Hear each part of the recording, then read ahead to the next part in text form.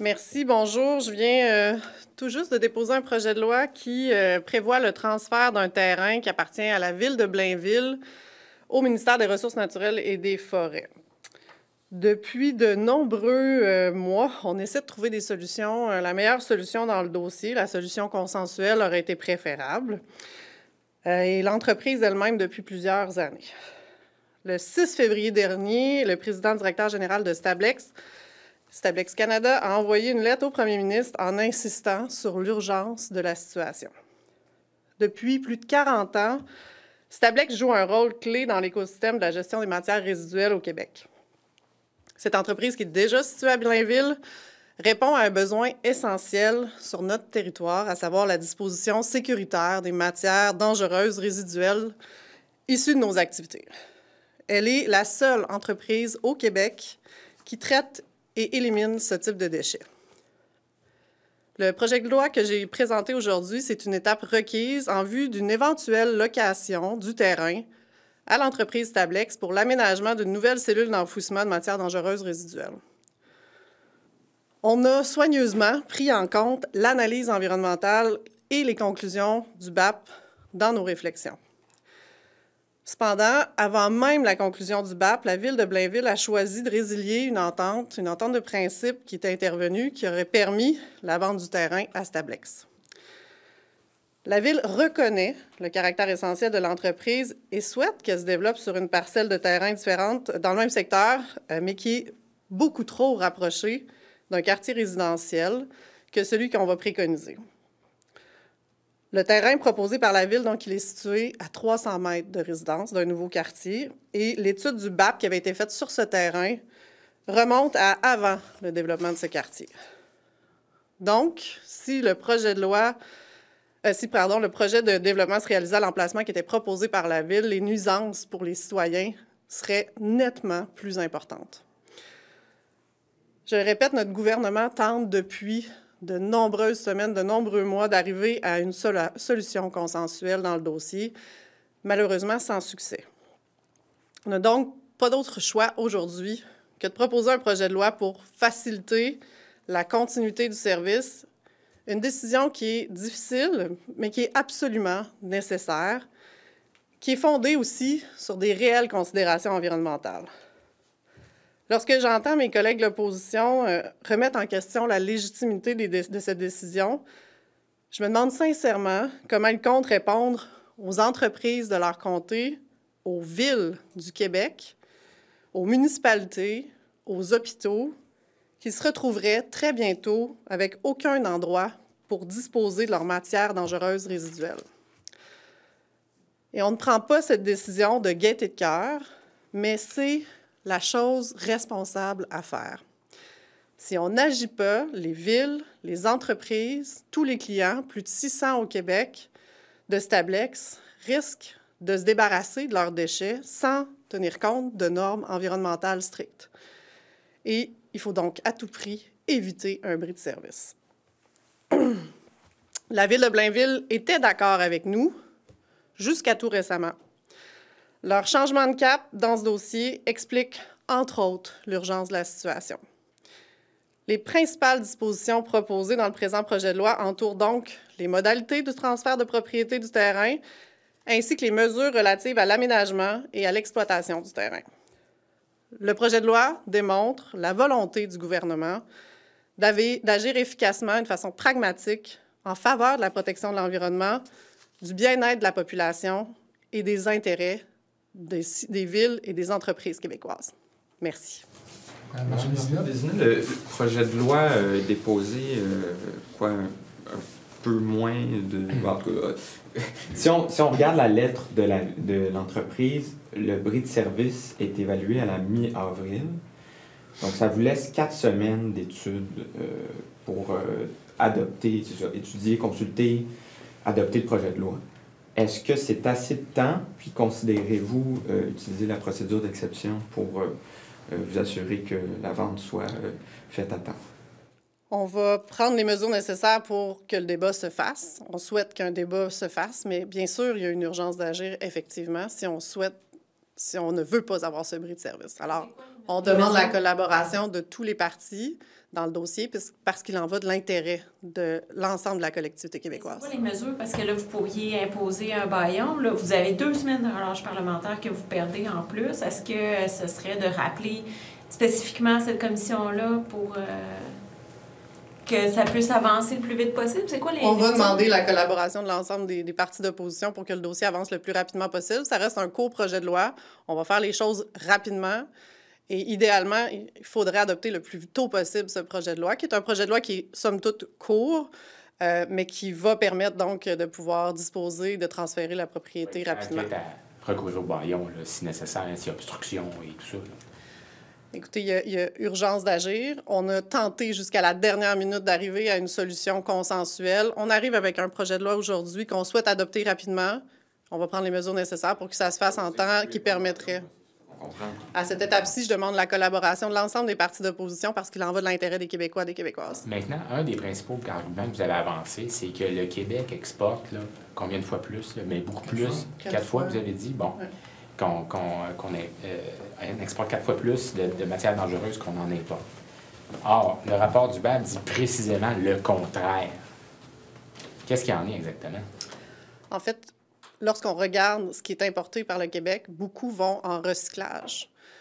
Moi, aujourd'hui, je ne ferai pas de garde de chiffres. Puis oui, effectivement, l'information qui était dans le BAP n'est pas nécessairement le chiffre qui est réel. Mais il faut comprendre que au net, lorsqu'on calcule, puis moi, je me réfère aux chiffres du ministère de l'Environnement puis des données qui sont prélevées par les équipes du ministère de l'Environnement, on en exporte beaucoup plus. Et si on excluait d'exporter, on aurait un autre gros problème.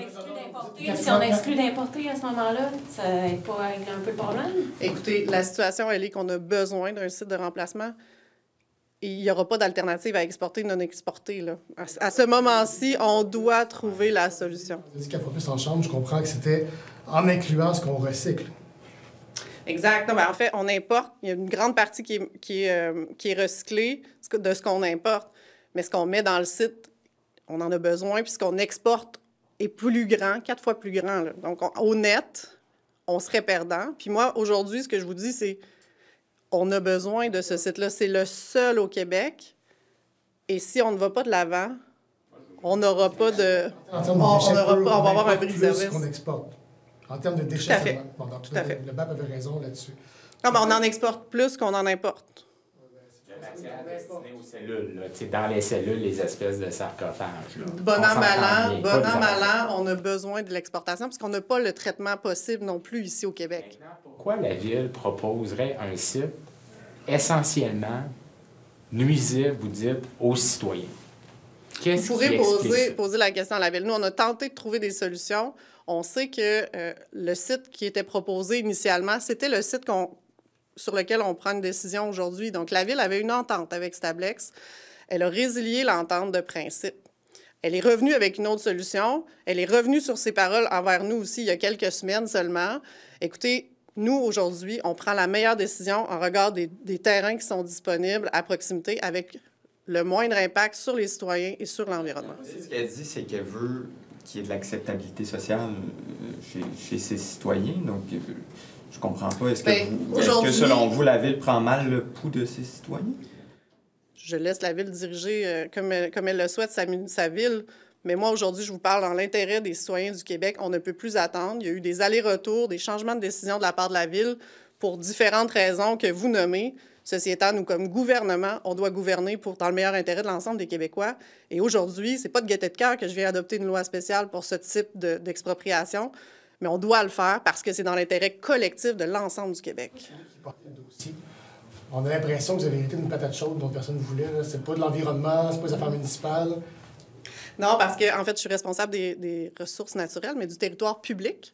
Donc, à ce titre-là, j'ai des mécanismes qui permettent de louer des baux industriels avec des tarifs qui sont déjà déterminés. Là. Donc, il y a une mécanique qui est simple. On a une urgence aujourd'hui, donc on est allé avec des mécanismes. Et il y a aussi, on vient s'assurer de garder l'indépendance du ministère de l'Environnement dans la relation avec l'entreprise. Donc, le bailleur, ce sera le ministère des Ressources naturelles et des Forêts. Puis, le ministère de l'Environnement va continuer son rôle de surveillance. On n'accepte pas, disons, la situation actuelle, selon le BAP, on pourrait garder la situation actuelle jusqu'en 2032. Il n'y a pas cette urgence-là dont on parle. Ils ont tout regardé ça, Puis non, on est correct avec ce qu'on a en ce moment, là, la cellule actuelle, jusqu'en 2030. Et où l'urgence? En fait, ce qui est venu dire le BAP, c'est qu'il y a déjà eu un BAP sur l'autre terrain. Mais le BAP a eu lieu antérieurement au développement d'un quartier résidentiel sur le terrain dont on parle. Donc, ce terrain-là est à 300 mètres de résidence. Si on souhaitait pouvoir utiliser le dit terrain, ça voudrait dire des dizaines de milliers de camions qui passeraient dans un nouveau quartier résidentiel, des nuisances importantes en termes de bruit, en termes... Ouais. Parce que moi, je parle de la cellule numéro 5, qui est en exploitation. Bien, nous, les données qu'on a, c'est qu'il en reste suffisamment uniquement pour qu'on puisse faire le processus d'ouverture d'une nouvelle cellule. Ça mène à... Ça amène à 2027. Donc, on est aujourd'hui, ça prend au moins 2 ans à faire cet exercice-là. C'était pas jusqu'en 2030? Donc, 2027 qu'on a comme information. Bon, encore. Faudrait. C'était... Eux autres, moi, je comprends pas, là, le BAP, puis il fait l'analyse, puis là, ils parlent à des spécialistes, mais donc, L'information qu'on a, c'est que c'est 2027. Les travaux commencent quand, à ce moment-là? Juste... Dès que possible. OK. Mais je veux dire, est-ce qu'on parle du 14 avril? Je pense que C'est la date limite que l'entreprise nous demande. Pas juste parce qu'elle nous le demande, c'est qu'il y a un enjeu aussi phonique là, sur... On veut limiter les impacts phoniques. Donc, l'idée est de rapidement agir pour, notamment la récolte forestière, éviter l'impact sur un type d'oiseau là, qui peut être présent. On veut limiter, et je tiens à le dire, là, on regarde le dossier en limitant au maximum l'impact environnemental et l'impact sur les citoyens. Donc, la situation a changé depuis le BAP initial. Il y a un quartier résidentiel à proximité. Ce qu'on propose, c'est un terrain qui avait déjà été envisagé par la Ville de Blainville initialement, et qui, à notre avis et à l'avis de tous, la moins pire des solutions. Une question, en fait, là, ce que je comprends, OK, c'est que sur un horizon de 10 ans, c'est estimé que Stablex, les matières à enfouir, 30 à peu près, viennent des États-Unis. C'est en augmentation de façon importante de 48 durant cette période-là. C'est 23-32, je pense, la période qui est identifiée. Bon, OK. Pourquoi ce n'est pas une option de fermer le robinet de ce qui vient des États-Unis et qui est enfoui par cette société qui est par ailleurs américaine? Parce qu'on a besoin nous-mêmes d'envoyer à l'extérieur du pays. C'est une dynamique, là, les matières résiduelles, puis c'est une expertise qui est nichée, là. On ne trouve pas à tous les coins de rue une entreprise qui peut faire ce type de traitement-là. Les matières résiduelles du Québec ne peuvent pas toutes être enfouies ici. Même avec l'actuel site, elles doivent être traitées à l'extérieur parce que c'est là qu'il y a le procédé. On importe 300 000, on exporte 183 000. Vous avez clairement les moyens d'inclure tout ça. Là. Il y a des types de matières qui ne sont pas traitées au Québec et qui doivent être traitées ailleurs. C'est des gens qui vont là chez Stablex. Dernière précision, Tony. C'est parce que... Est-ce que je dois comprendre qu'il y a quelqu'un, mettons, ceux avec qui on fait affaire aux États-Unis pour enfouir des matières québécoises, on dit, écoutez, là, si vous ne faites pas ça pour Stablex, nous, vos matières, on ne les prend plus. Moi, je n'ai pas cette information-là. Moi, ce que je vous dis, c'est que sur le site de Stablex, le site actuel, il n'y a pas le processus pour pouvoir traiter nos matières résiduelles. Donc, on doit pouvoir exporter. Moi, ce que je vous dis, c'est que l'information que nous avons, c'est qu'on en importe. On en exporte beaucoup plus qu'on en importe. Est-ce que vous avez l'information, est-ce que c'est donc un risque que si le Québec décide de fermer le robinet de son côté, que de l'autre côté, ils disent « Ah ouais, je ferme le mien aussi ». Il y a plusieurs possibilités, dont le fait que l'entreprise pourrait quitter également, qu'on se retrouverait comme dans les années 70 avec un grave bris de service. C'est ce qu'on souhaite éviter de manière primordiale. Quitter le Québec, là, littéralement. Bien, écoutez, s'il n'y a pas d'alternative et qu'on n'arrive pas à une entente rapidement, ce qu'on a tenté de faire jusqu'à la dernière minute, il est possible qu'il n'y ait pas d'autres sites. Donc, on se retrouve avec un bris... Sur le contenu du projet de loi, parce que vous avez parlé de location, Mme Blanchette-Vézina. Oui. Donc, le terrain va être loué à Stablex. Exact. Puis, sur quel horizon on pense pouvoir rembourser cette indemnisation de 17 millions de dollars? C'est 10 ans de mémoire, 10 ou 20 ans. Là. En fait, le bail, mais on projette beaucoup plus de temps. Là. Donc, à terme, là, je pourrais vous revenir avec le détail là, du moment d'amortissement, mais c'est 6 de la valeur marchande indexée annuellement. Ça, c'est nos termes habituels aux ressources naturelles. Et donc, le site projeté permettrait beaucoup plus long que ce qui serait nécessaire pour absorber le coût d'acquisition du terrain. On a tout envisagé. On a tout regardé. Pas possible. Il n'y a pas d'autre possibilité. Merci tout le monde.